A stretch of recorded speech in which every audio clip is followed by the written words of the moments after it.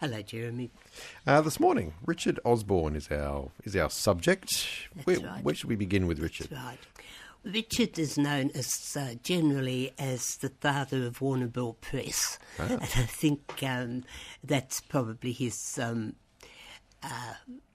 well-deserved title in many ways, because from 1851 to the end of 1880, he was proprietor of the Warrnambool Examiner, and that was Warrnambool's first newspaper. Okay. So from those very early days, he published that, and then went on later to record his memories of Warrnambool, and has provided us with a great source of information of those early years.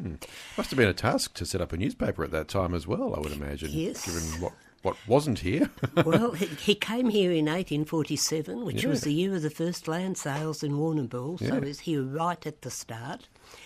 And at that time, he established a general store with his brother-in-law, John Moffat Chisholm. So he set up the store, but actually he'd always had an interest in journalism. At 14 years of age, he was apprenticed in Melbourne to Faulkner's Port Phillip Patriot and Melbourne Advertiser. Right. So he was apprenticed there. He'd been born in New South Wales, but when he was just a lad, the family had moved to Melbourne. So he'd grown up in Melbourne from the age of about 10. His ambitions, I think, for a newspaper owner or editor were fairly clear, and he went off at the age of about 16 or thereabouts, or maybe when he finished his apprenticeship, to Sydney to work for Dr. Lang's newspaper, The Colonist.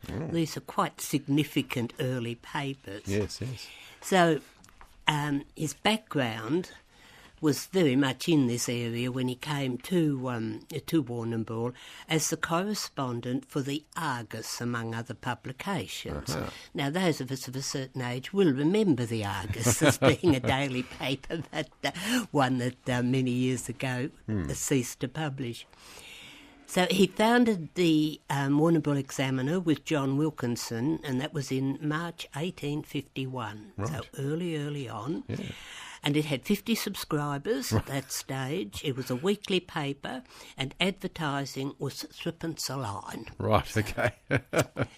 But to quote Osburne, the diggings discoveries were made in 1851, and then, as in every town, Warrnambool was deserted, for everyone who possessed a bullock team or horses started off to the new El Dorado, many taking their families with them. The Examiner had to be discontinued. Oh, right, okay. So he recommenced publication a couple of years later, having not made a fortune on the goldfields. I think he ran a store there too. So he came back here in 1853 and continued with the paper, but then in 1867 he leased the paper to Laurie and Fairfax for 5 years, and he moved to Melbourne with his family. But on his return to Warrnambool, he continued the Examiner until it was incorporated in the Standard in 1883. Right. So he had a long history of the Examiner, and the copies of the Examiner still, I think, are part of the lovely history that we can look at those printed words from that era. So the Standard started up separately, did it, and then sort of absorbed the Examiner? Yes, really, after he'd leased the Examiner to Fairfax and Laurie, when he came back and resumed it, they started up in opposition at that stage. At that point, Okay. When he retired to Melbourne after more than 30 years in Warrnambool, he published his History of Warrnambool. Now, it's just an absolutely fabulous resource because it's informed both by his memories, some of which might be not quite accurate, but also he would have had that access to all the paper files and that over those years. Yes. And so it documents our first 40 years.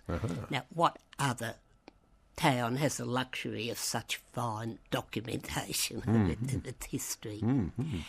There were only 1,000 copies printed, and so they became quite precious and difficult to get. Right. And some Warrnambool citizens decided they would do a facsimile copy. Right, okay. Now, this was the work of John Pinson, John Lindsay and Dan Madden who undertook that work, and the facsimile copy was printed by Phil Pot Print Warrnambool. So very much a local incentive and a delightful copy because although it's a facsimile, it does have additions. It notes where there might be errors and there'll be comment on them. And because of the work of several other people, it has a very comprehensive index, which makes it useful, plus photographs and a few other things. So it's quite you've got it there. It's quite a sizable book as well. Is it a good read? Is it very readable? It's readable in the sense that it's talks about people of different stages and by years. So it's a great resource. I think it's good reading, but then that might be biased. But you wouldn't necessarily say it's a page turner then, perhaps. It's not an exciting novel. Right, okay.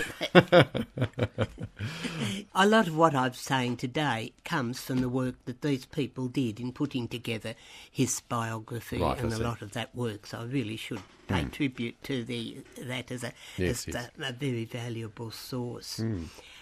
As with many of our pioneers, Osburne was involved very much in the wider community. So I could just run through a few of the things.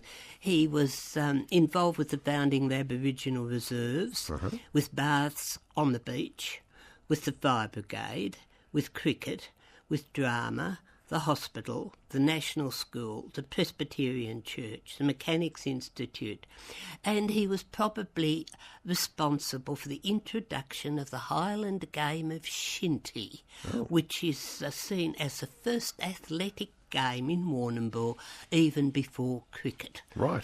Now, shinty is really a version of hockey played with sticks which were allowed to raise above your shoulder and your head and apply with force from either direction. Sounds like a good Scottish game. Sounds a bit like that one they play in Keroit during the Irish Festival. It's like sort of, I can't remember what it's called, that version of hockey that just sounds ridiculously dangerous. No, that's the main aim, I think, of it. Yeah, right.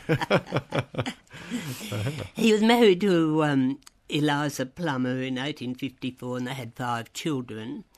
And on his, I would say, retirement to Melbourne, he lived in St Kilda and his home was named Merri, which I think would have been, again, a tribute to the southwest, Warrnambool. Right. No, I think we're just so lucky to have available now these facsimile copies and, of course, a few of the original copies as well. Right, yeah, very good. Look, another fascinating story then, Pat. Thank you again very much. No, good man.